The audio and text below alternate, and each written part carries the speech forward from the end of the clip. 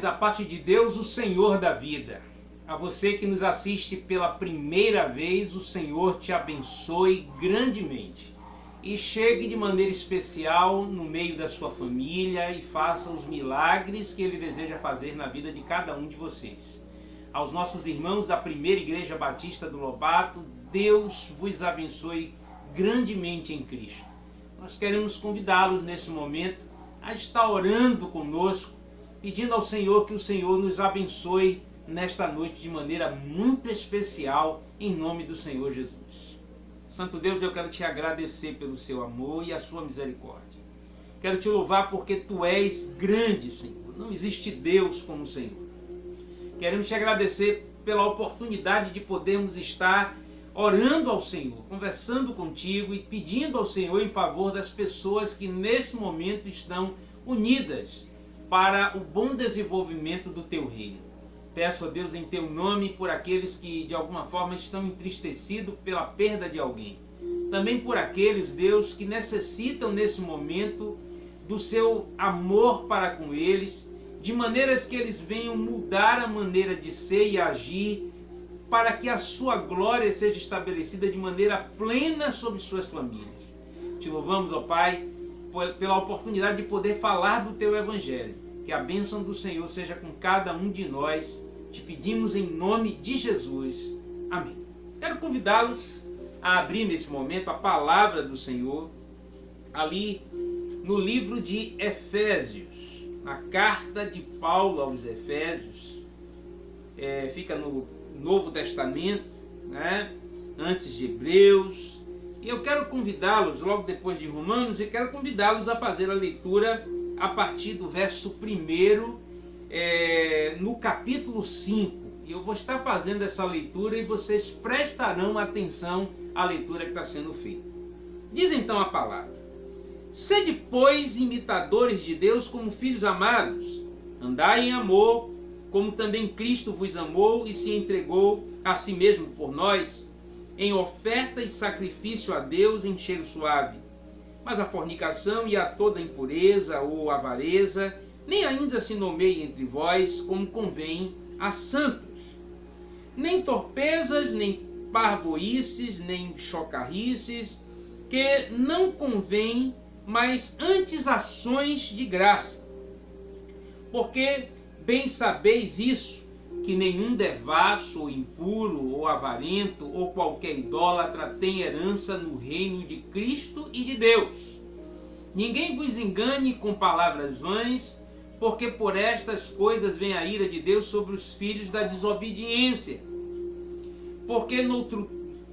Portanto, não sejais seus companheiros, porque noutro tempo erais trevas, mas agora sois luz no Senhor, andai como filhos da luz. Muito bem, nós vamos louvar ao Senhor como filhos da luz. Vamos adorar esse Deus com seus louvores, porque Ele é digno de receber toda glória, honra, poder e majestade. E vamos começar com aquele hino de Lázaro. Vem Espírito de Deus. Um hino muito bonito, e nós vamos louvar ao Senhor.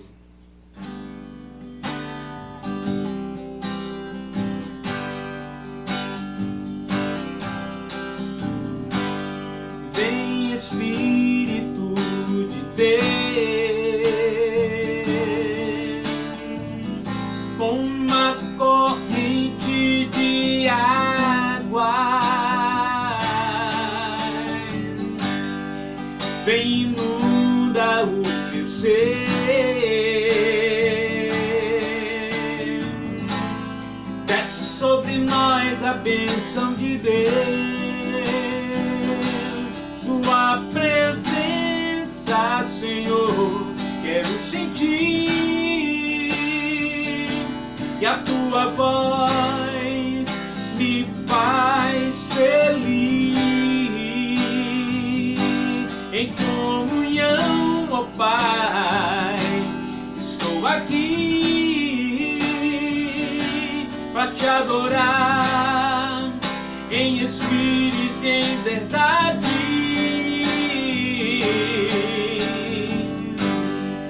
Vem Deus,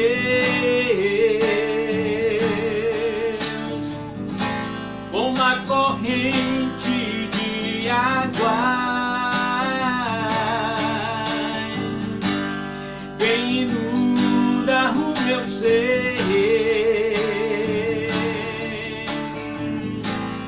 desce sobre nós a bênção de Deus, sua presença, Senhor, quero sentir a tua voz, me faz feliz, em comunhão com o Pai, estou aqui para te adorar, em espírito e em verdade. Oh, aleluia, te adoramos para sempre.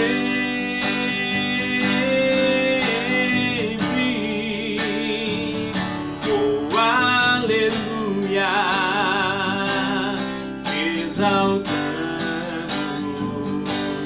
para sempre. Amém.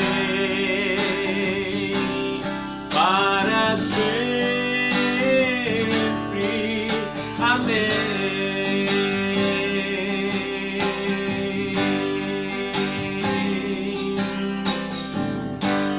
Vem Espírito de Deus,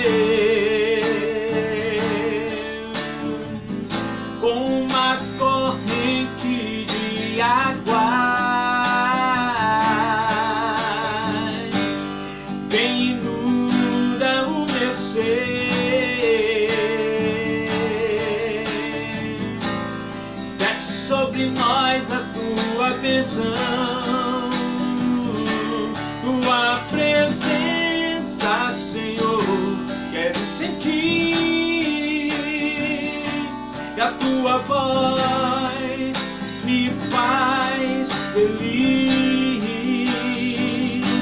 em comunhão com o Pai, estou aqui para te adorar, em espírito e em verdade. Oh, aleluia,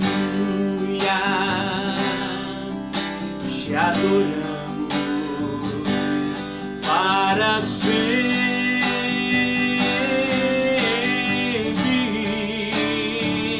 Oh, aleluia, te exaltamos para sempre.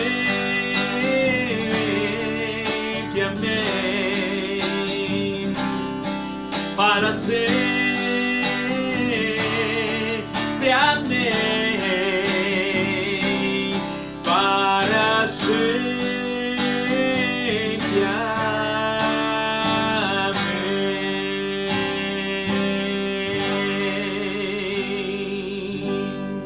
Aleluia. Glória seja dada ao nome do Senhor. Ele é digno de receber toda a glória, honra, poder, majestade, para todo sempre. Amém. Quem é Deus acima do Senhor? Quem é rocha como nosso Deus? É força e proteção. Ele é a torre de libertação aos que confiam plenamente no Senhor. Vamos estar louvando.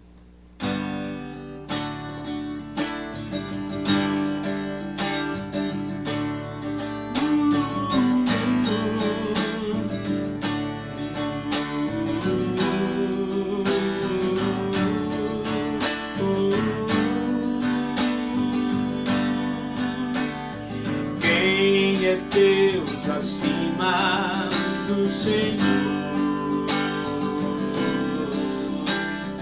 Quem é rocha como nosso Deus? Há na força em proteção, Ele é a rocha de libertação aos que confiam no Senhor.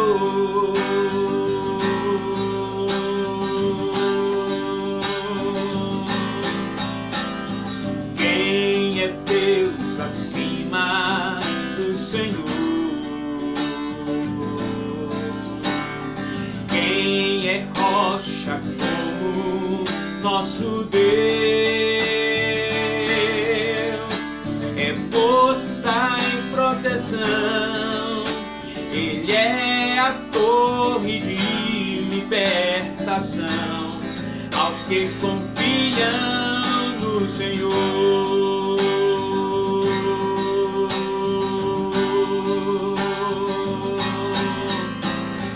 Quem é Deus acima do Senhor? Quem é rocha como nosso Deus? Me treina pra lutar, me mostra onde devo eu andar. Deus ao nome do Senhor.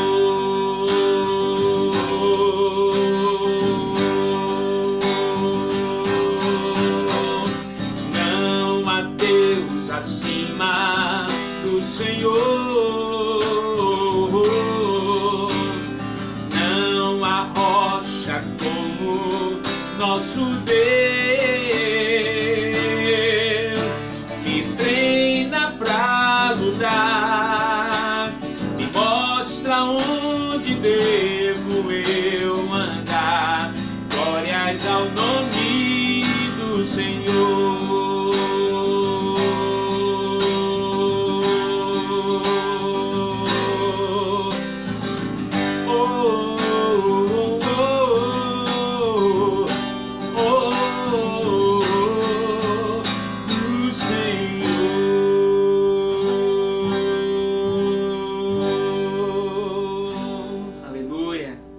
Louvado seja o nome daquele que é digno de receber.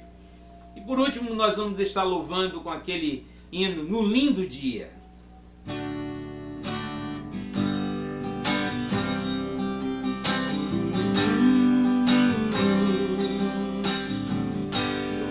lindo dia, almejo eu encontrar a eterna glória que prometida está.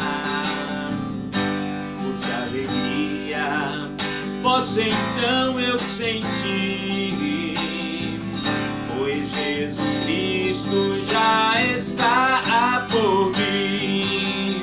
Jesus virá outra vez aqui.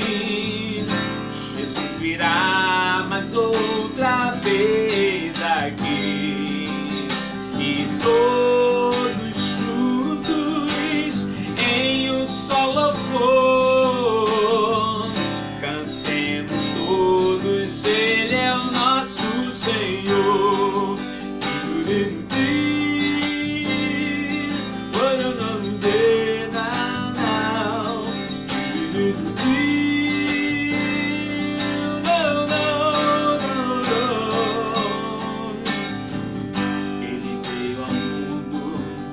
Ele é o príncipe da paz, Ele foi tentado e não pecou jamais. A sua vinda foi exemplo de amor, por isso canto, Ele é o nosso Senhor.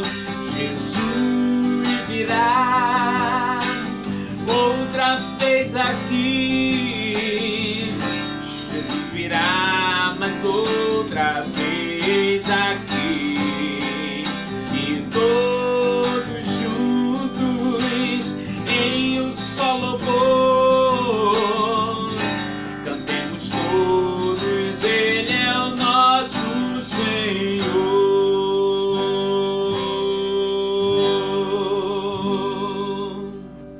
Eu quero convidá-los nesse momento a fazer a sua participação juntamente com cada um dos nossos irmãos que estão aí presentes, a novamente fazermos a leitura do texto que nós lemos nesse instante, fazendo menção apenas de um único versículo desse texto. Efésios, novamente quero que os irmãos abram aí a palavra no texto que está em Efésios, no capítulo 5, que é a carta de Paulo aos Efésios, no capítulo 5, eu quero ler apenas o verso 8, que vai dizer: porque noutro tempo erais trevas, mas agora sois luz no Senhor, andai como filhos da luz. Vamos orar. Santo Deus, eu quero te agradecer por esse momento e lhe pedimos em teu nome que o teu Santo Espírito nos abençoe de maneira especial. Pai, eu lhe peço que através da sua palavra nós possamos ouvir a voz maravilhosa do seu Santo Espírito. Que ele nos ensine, ó Deus, tal maravilha de palavra. Deus fala profundamente ao meu coração e por consequência disso ao coração dos teus servos em seus lares, em nome do Senhor Jesus. Amém. Muito bem. Uma das coisas que a gente precisa entender é que a palavra Efésios, né, ela tem um significado interessante, né? E é nada mais, nada menos do que habitação, né? Ali a gente vai compreender perfeitamente que o Senhor falava do lugar de habitação chamado Efésios. Efésios era uma das 7 igrejas existentes ali, falada ali na Ásia e falada, né, no livro do Apocalipse pelo nosso amado apóstolo João. E de alguma forma nós precisamos entender que mais ou menos em 65 depois de Cristo, Paulo ele consagra Timóteo para tomar conta daquela igreja. Ele não foi a única pessoa que foi responsável por essa igreja na Ásia. Antes dele, o próprio Paulo tomou conta dessa igreja. Também depois dele estava João, que estabeleceu inclusive morada naquele lugar. E aquela igreja inicialmente tinha algo que de fato chamava a atenção de Deus, que era o grande amor que ela tinha por todas as pessoas. E de alguma forma isso acabou se desvanecendo e Deus se entristeceu ao ponto de chamar a atenção dessa igreja ali quando o Senhor deu aquela revelação ao apóstolo João a respeito da doutrina dos últimos tempos, né? Aquela revelação a respeito do Apocalipse que vai tratar dos fins dos tempos, né? Uma outra coisa interessante era que faltava, além do amor, muito bem relatado por João em Apocalipse 2, verso 4, tá? Paulo identificava a necessidade de uma série de circunstâncias que aqueles irmãos precisavam refazer na sua caminhada com Deus. E havia uma necessidade de reparar a relação fraternal naquela igreja, né? Porque isso trazia de alguma forma tristeza profunda, não somente ao apóstolo, que conhecia muito bem como aquela igreja nasceu e como ela acabou se tornando. Sabemos ao certo que hoje Efésios está exatamente onde é hoje a Turquia, e aquela cidade era uma cidade comercialmente muito próspera, né? Não somente comercialmente, mas politicamente era muito próspera também. Era um centro religioso onde ficava o templo da deusa Artemis, né? E que Paulo tanto combateu por conta dos absurdos que aquele templo acabava difundindo no meio daquela sociedade. O cristianismo chegou ali aproximadamente, né? Aliás, chegou com a vinda de Paulo nas suas viagens, e que estava com Áquila e também Priscila. Atos capítulo 18, verso 18 e 19, vocês vão ver exatamente esta questão da viagem. Ela era uma cidade de província romana, tá? E como disse para os irmãos, Paulo tinha uma luta muito grande contra, principalmente, a existência daquele templo a deus Artemis, né? Uma das coisas que a gente precisa compreender nessa noite é que devemos ser seguidores desse nosso Deus maravilhoso, como de fato filhos da luz que é Deus. Não há trevas alguma em Deus, por isso seguidores como filhos da luz. E Paulo chama-nos a atenção no primeiro e segundo capítulo, quando ele diz: sede, pois, imitadores de Deus como filhos amados, e andai em amor, como também Cristo vos amou, e se entregou a si mesmo por nós, em oferta e sacrifício a Deus, com um cheiro suave. Então, não era simplesmente abrir a boca e dizer amo, mas de fato ser de toda uma entrega de coração, né? Assim como Jesus pôde entregar a sua vida, e amor, na verdade, é muito sobre doação, né?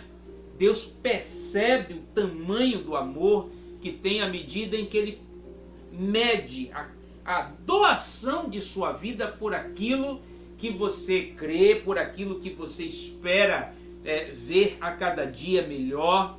E essa é a ideia de que certamente o apóstolo tinha a respeito do amor que ele tanto gostaria de ver naquela igreja. Paulo orienta os cristãos daquela igreja a serem fiéis imitadores de Deus, né? Agindo em semelhança e comportamento esperado como filhos que têm uma ligação direta com Cristo como um principal ser a ser imitado, né?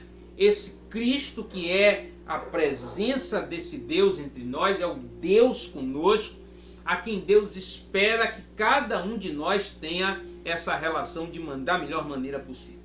Interessante que vocês vão ver isso escrito lá em Mateus capítulo 6, quando ele diz: perdoando-vos uns aos outros, porque essa é uma relação fraterna que há uma necessidade de que haja constante vida de perdão, né? Porque nós sabemos que ninguém é perfeito, perfeito é o nosso Pai Celeste, embora Ele esperasse que toda a humanidade pudesse seguir em perfeição nesse sentido, mas Deus sabe perfeitamente que nenhum de nós somos tão perfeitos, como também descrito lá em Marcos capítulo 11, verso 25 e 26, Efésios capítulo 4, verso 32, que a gente lembra, ele diz: sede imitadores, perdoando-vos uns aos outros. Então, Paulo certamente percebia essa relação desgastada que havia entre esses irmãos, como a gente vê em algumas igrejas nos dias presentes, né? As pessoas elas não conseguem olhar com uma sinceridade a nível de que esta sinceridade venha trazer de alguma forma um conserto, mas a sinceridade que é muito marcante na vida da maioria desses lugares é exatamente uma sinceridade que Deus não gostaria que pudesse ocorrer. Muitas vezes dizendo verdades que no fundo são profundas ofensas, e que se a gente pudesse evitar que isso pudesse acontecer, certamente Paulo naquela época também assim o faria. Para Paulo, a convivência fraternal é uma marca profunda na vida do Cristo. Observe como ele tratou de alguma forma os seus discípulos, como ele lidava com as situações, como ele buscava de alguma forma, até na hora de dizer: olha, está entre nós aquele que me trai. Mas ele foi incapaz de apontar: este daqui nós precisamos tomar uma providência e agir, porque ele sabia perfeitamente que o mal por si se destrói, né? E de alguma forma a igreja ela tem a sua maneira de tratar certas situações e pecados, e nós não, de forma alguma, jamais poderemos deixar de fazer aquilo que a palavra de Deus nos ensina, de tratar as pessoas em determinado momento com um ensino, cuidando para que as pessoas possam de fato aprender aquilo que é certo. Em um determinado momento, disciplinar alguém quando há necessidade de fato mostrar que os erros que se continuam, que se tornam corriqueiros, não podem acontecer. E se isso perdurar no meio da igreja, agir de maneira que a disciplina seja cirúrgica, até afastando muitas vezes as pessoas, para que elas não possam contaminar as ovelhas com um comportamento do qual Deus não espera no meio da sua igreja. Isso, sem sombra de dúvida, não há o que se discutir. Mas Paulo, ele observa essa característica importante na vida da igreja, a importância de podermos conviver fraternalmente, de podermos viver em comunhão, de podermos perdoar uns aos outros, ensinando aos seus discípulos essa importância como uma das respostas que ele pode dar perfeitamente, e também descrito lá em Romanos capítulo 12, verso 9 a 13, eu quero que os irmãos rapidamente lembrem, porque o próprio Paulo dizia: o amor não seja fingido, aborrecei o mal e apegai-vos ao bem, amai-vos cordialmente uns aos outros com amor fraternal, preferindo-vos em honra uns aos outros, não sejais vagarosos no cuidado, sede fervorosos no espírito, servindo a Deus, ao Senhor, alegrai-vos na esperança de ser participantes das tribulações, perseverai em oração,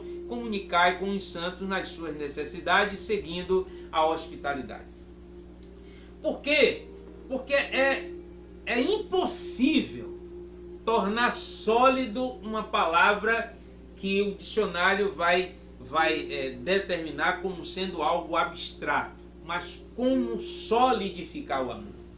O comportamento seu para com aquele necessitado, ajudando nas suas necessidades, podendo cuidar das pessoas, podendo orar pelos que estão passando por dificuldade, podendo ajudar essas pessoas nas suas dificuldades, podendo criar situações pelas quais minimizem, no meio que você está inserido, no meio que a igreja está inserido, ações de forma social que possa fazer com que essa relação ela não seja apenas de palavra, mas de atitudes que venham trazer a melhora do ambiente ou do local onde essa igreja está inserida.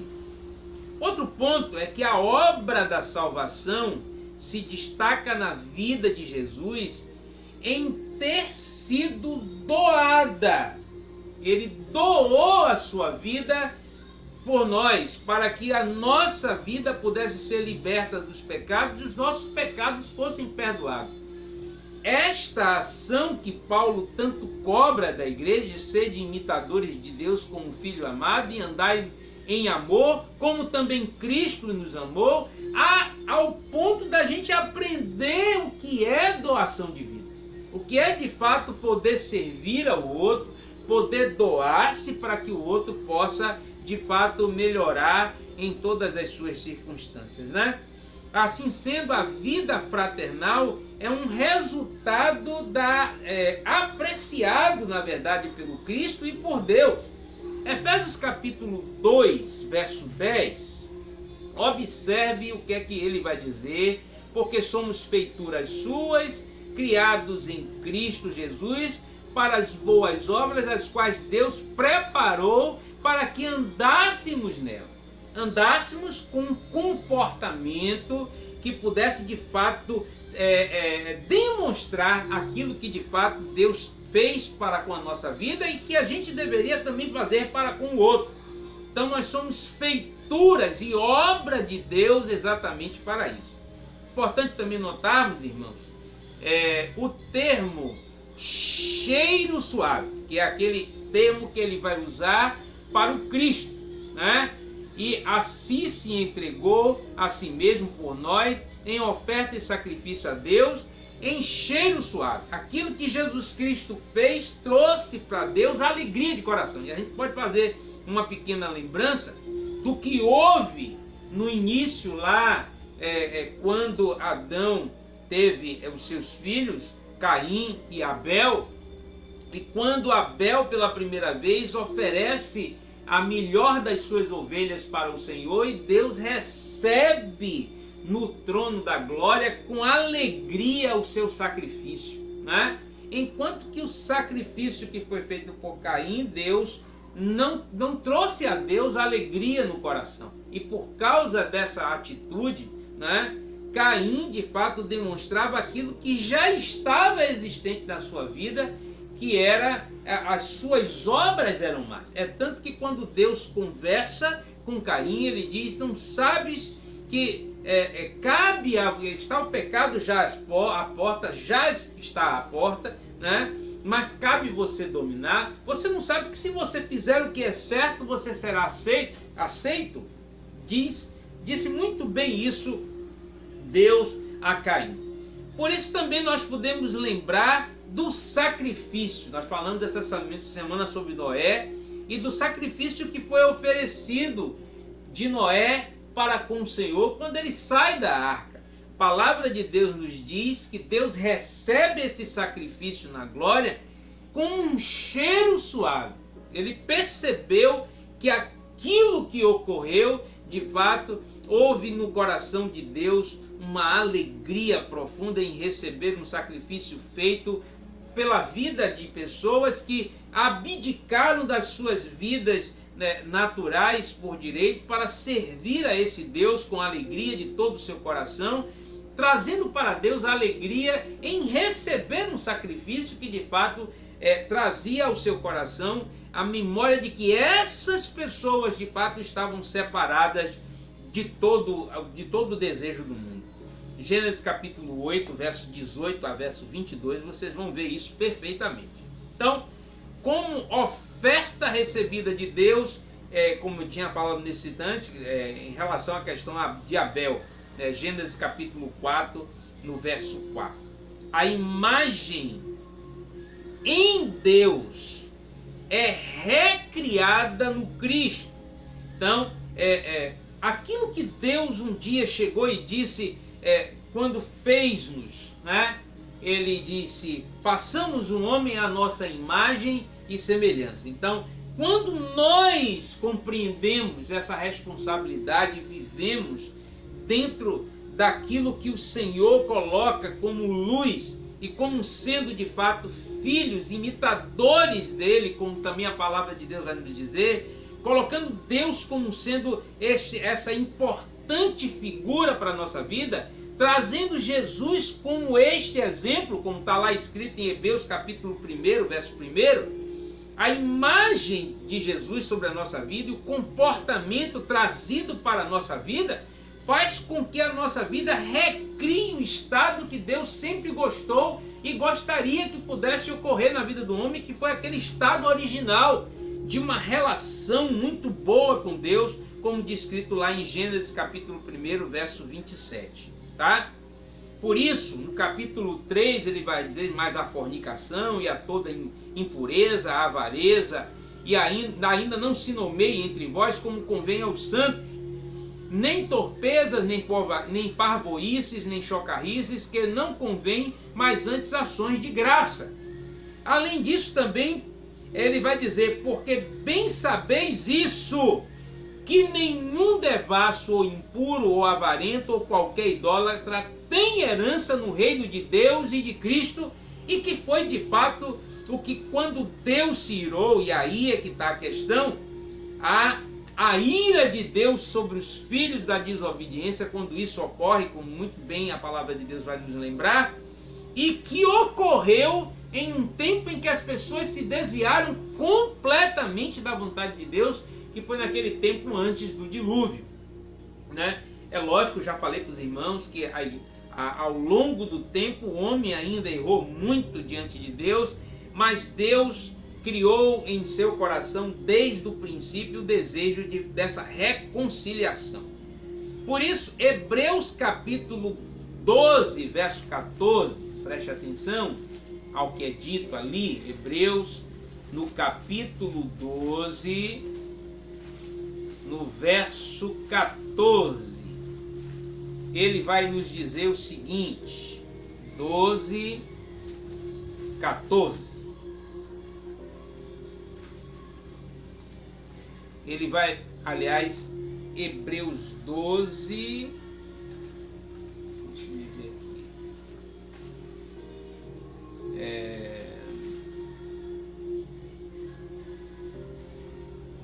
aqui. Hebreus 12, verso 14. Ele diz: segui a paz com todos e a santificação, sem a qual ninguém verá o Senhor. Como é importante a gente lembrar que é exatamente isso que Deus deseja no meio do seu povo. Por isso ele diz: ninguém vos engane com palavras vãs, como por estas coisas vem a ira de Deus sobre os filhos da desobediência. Eu quero lembrar os irmãos aquilo que está escrito lá em Salmos capítulo 1. Ele diz: bem-aventurado é um homem que não anda segundo os ímpios, não se detém no caminho dos pecadores, não se assenta à roda dos escarnecedores, antes tem o seu prazer na lei do Senhor, e na sua lei medita de dia e de noite, pois serás como árvore plantada junto ao ribeiro de água. Todo aquele que abre mão de uma relação com pessoas que podem trazer prejuízo à sua vida espiritual, né? Não exatamente fazendo acepção de pessoas, porque o próprio Jesus andou com pessoas, mas ele não foi igual a essas pessoas. E aí a responsabilidade que nós temos de poder falar do Evangelho, de falar da palavra de Deus para essas pessoas que são necessitadas, porque são os doentes que precisam de ser sarados e não os sãos. E nós precisamos compreender que em determinado momento há uma necessidade de nos separarmos dessas atitudes. Nós não podemos ser iguais às pessoas, mas estar no meio dessas pessoas para mostrar que temos um Deus que nos transformou e que o desejo dele é que nós possamos viver em conformidade com a sua vontade. Vejamos o que está lá escrito em Efésios capítulo 2, verso 2, que nos diz o apóstolo: em que noutro tempo andaste segundo o curso deste mundo, segundo o príncipe das trevas, segundo o príncipe das potestades do ar, dos espíritos que agora opera nos filhos da desobediência. Éramos como essas pessoas que estavam vivendo sobre o domínio das ações do maligno, escolhendo sempre as coisas que não convinham, mas agora não devemos mais agir assim, né? Nós somos filhos da luz. E ele vai dizer: o prazer é Cristo como exemplo a ser seguido por nossas vidas, como está descrito lá em Hebreus capítulo 1, verso 1, e Hebreus capítulo 12, verso 2. Observem quando ele diz: olhando para Jesus, o autor e consumador da fé, o qual pelo gozo que lhe estava proposto suportou a cruz, desprezando as afrontas, assentando-se à destra do trono de Deus. E ele teve exatamente esta oportunidade porque estava vivendo de maneira que Deus sentia em seu comportamento um cheiro suave. É o que Deus espera do meio da sua igreja, que refaz a sua maneira de pensar sobre o amor, que desfaz toda a obra que a carne de fato deseja executar sobre a vida de cada um de nós, sabendo que o Espírito de Deus que foi derramado sobre a nossa vida nos inclina a viver como descrito por Pedro, ali em 1 Pedro capítulo 2, verso 9, que vai dizer: mas vós sois a geração eleita, um sacerdote real, a nação santa, um povo adquirido, para que anuncieis a virtude daquele que vos tirou das trevas para a sua maravilhosa luz.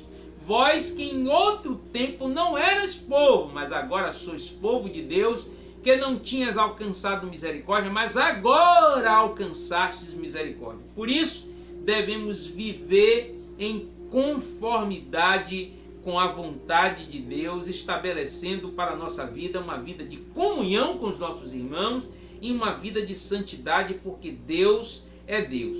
Interessante que no mesmo capítulo ele vai dizer chegando-vos, pois, a eles pedra viva, reprovada, na verdade, para os homens, mas para Deus eleita e preciosa, e desta mesma forma nós devemos nos chegar a Deus como pedras vivas, como pedras que devem agir de maneira que Deus traga no seu coração a alegria por nos ter como filhos.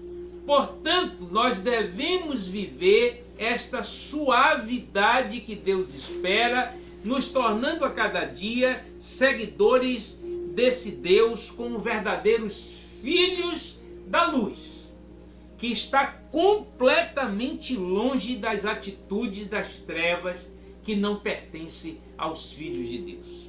Que o Senhor aplique de maneira especial essa palavra no seu coração e que a bênção do Senhor seja com a vossa vida, em nome do Senhor Jesus. Amém. Vamos orar.